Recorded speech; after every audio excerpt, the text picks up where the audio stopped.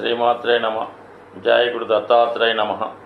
ఈ వీడియోలో మనం సెప్టెంబర్ 1వ తారీఖు నుంచి 30వ తారీఖు మధ్యలో జరగబోయే మాస ఫలితాలు మిథున రాశి వారికి ఏ విధంగా ఉండబోతున్నాయి అని పరిశీలించినప్పుడు, ముందుగా ఈ నెలలో ఉన్నటువంటి గ్రహస్థితి పరిశీలించినప్పుడు రాశి అందే కుజగ్రహ సంచారం, తృతీయంలో రవి బుధులు, చతుర్థంలో శుక్రుడు, భాగ్యంలో శని, రాజ్యంలో రాహు, వ్యయంలో గురువు.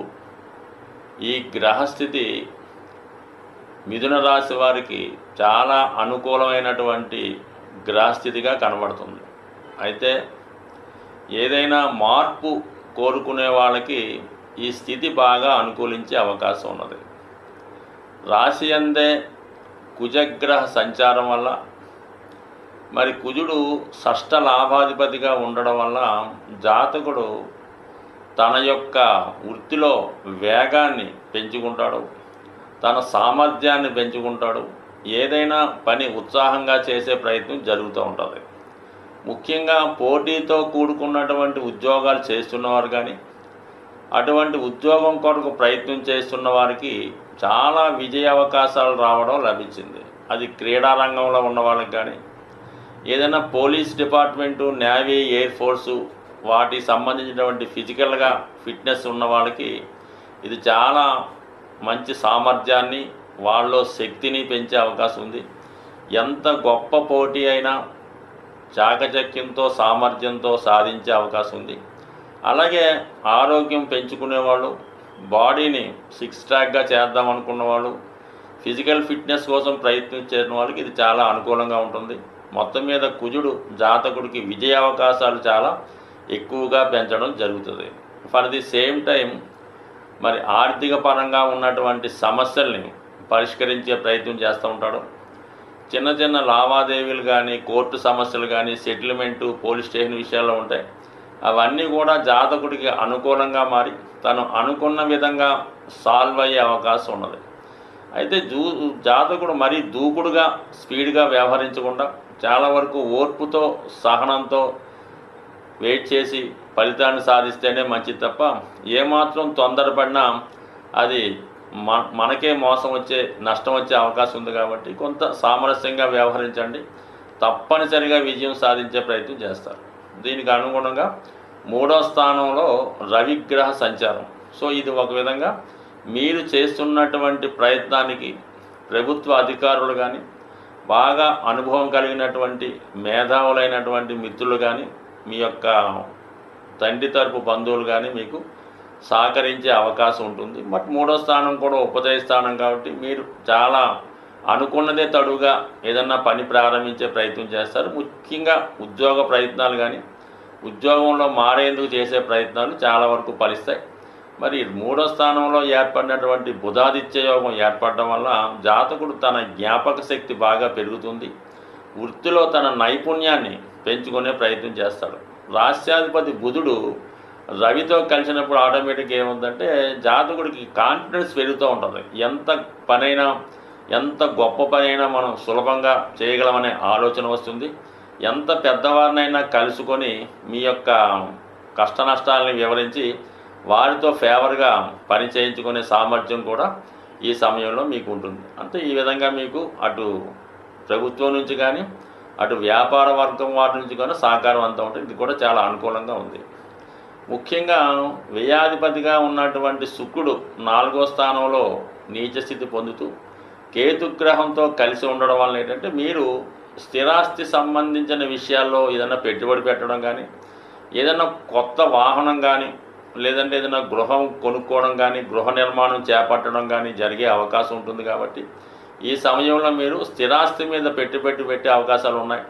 కొత్త వాహనం కానీ, గృహం కానీ కొనుక్కునే సూచనలు కూడా ఉన్నాయి. సో ఏదైనప్పుడు కూడా అది నిర్ణయం తీసుకొని తగు ఆలోచనతో ఈ ప్రయత్నం చేయడం వల్ల సమకూరుతుంది. మీకంటే 12వ స్థానంలో గురువు ఉండడం వల్ల ఏంటంటే, మీ దగ్గరటువంటి తగిన ధనం లేకపోయినప్పుడు కూడా మీరు ఇటువంటి గొప్ప కార్యక్రమాన్ని చేపట్టినప్పుడు అది మీ జీవిత భాగస్వామి ద్వారా కానీ, లేదంటే మీరు చేస్తున్నటువంటి వృత్తి ద్వారా, లేదంటే ప్రభుత్వం ద్వారా మీ అధికారుల సహకారంతో ప్రభుత్వ రుణంతో మీరు ఇటువంటి గృహం కానీ వాహనం కానీ సమకూరే అవకాశం ఉంది కాబట్టి ఖచ్చితంగా ప్రయత్నం చేయండి.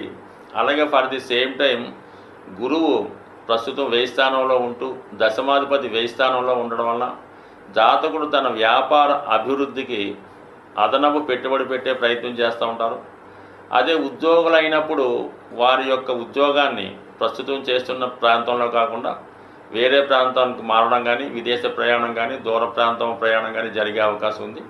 అలాగే ఆల్రెడీ వ్యాపార రంగంలో ఉన్నవాళ్ళు వేరే చోట వాళ్ళ యొక్క వ్యాపారాన్ని విస్తరించే అవకాశాలు కూడా చాలా బలంగా గురువు యొక్క ప్రభావాన్ని కనబడుతుంది. మీ యొక్క ప్రయత్నానికి ఖచ్చితంగా అటు దైవ సహకారం లభిస్తుంది, పెద్దల సహకారం కూడా లభించే అవకాశం ఉన్నది.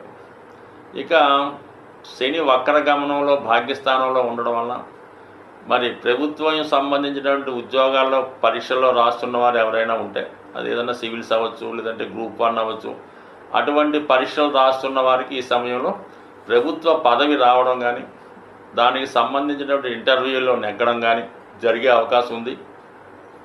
అలాగే మీకు వారసత్వంగా పెద్దవారి ద్వారా ఏదైనా రాజకీయ పదవి కానీ ఏదైనా నామినేటెడ్ పోస్ట్ కానీ ఏదైనా ఎండోమెంట్స్ డిపార్ట్మెంట్లోనో దేవాలయంలోనో ధార్మిక సంస్థల్లోనో బ్యాంకింగ్ వ్యవస్థలోనో సొసైటీల్లోనో ఏదైనా పదవి మెంబర్షిప్ రావాల్సి ఉంటే ఈ సమయంలో మీరు ప్రయత్నం చేయడం వల్ల కంపల్సరీగా మీకు ఒక ప్రభుత్వ పదవి ప్రభుత్వ గుర్తింపు లభించే అవకాశం ఉంది.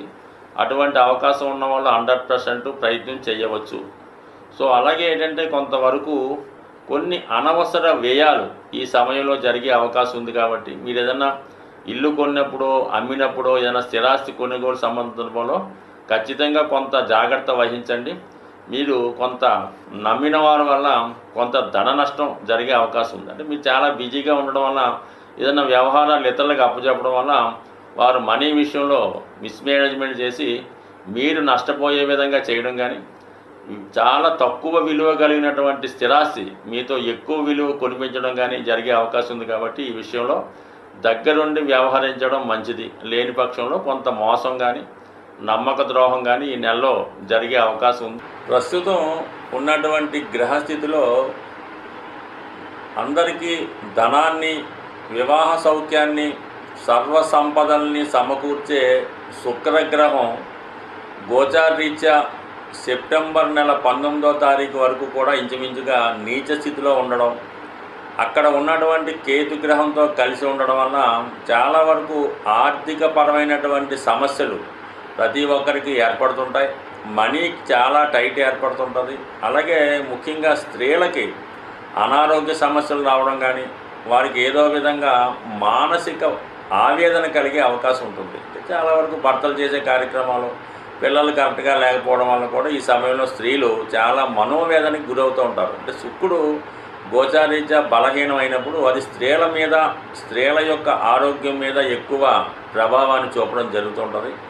సో దాని కొరకు మనం బయటపడాలి, ఆర్థిక సమస్యలు మనకు లేకుండా ఉండాలంటే ప్రతి ఒక్కరూ కూడా ఈ సమయంలో కులదేవత అంటే వాళ్ళ యొక్క కుల దైవాన్ని లేదంటే అమ్మవారిని ఇంకా అందరికీ అనుకూలమైనటువంటి లక్ష్మీ అమ్మవారిని విధి విధానంగా పూజించుకోవడం అన్నది మంచిది. అయితే ముఖ్యంగా శుక్రవారం రోజు ప్రతి ఒక్కరూ కూడా నియమంగా ఉంటూ ఆ రోజు ఏదన్నా మీకు దగ్గరలో ఉన్నటువంటి అమ్మవారి ఆలయంలో మనకి కుంకుమార్చన చేయించుకోవడం, ఆ రోజు విధి విధానంగా నియమంగా ఉండడం, వీలైతే ఆ రోజు పులుపుతో సంబంధించినటువంటి వస్తువులు విసర్జించి ఆ రోజు 99% క్యాష్ రూపంలో ధనాన్ని ఖర్చు పెట్టకుండా ఉండాలి. ఎవరికైనా సరే బంగారు వస్తువులు ఏరివేయడం అటువంటి చేయకూడదు. అలాగే డబ్బు ఖర్చు పెట్టకూడదు అంటే ఇంచుమించుగా ఫోన్పే గూగుల్ పే లాంటివి కూడా చేయకుండా మీకు శుక్రవారం ఎర్లీ మార్నింగ్ 4 గంటలకి మీ బ్యాంక్ బ్యాలెన్స్లో కానీ మీ పేటిఎంలో కానీ ఎంత ధనం ఉందో మించుమించుగా మళ్ళీ మన్నాడు వరకు అదే ధనం ఉండాలి తప్ప ₹1 కూడా బయటికి వెళ్లకుండా ఉండాలి.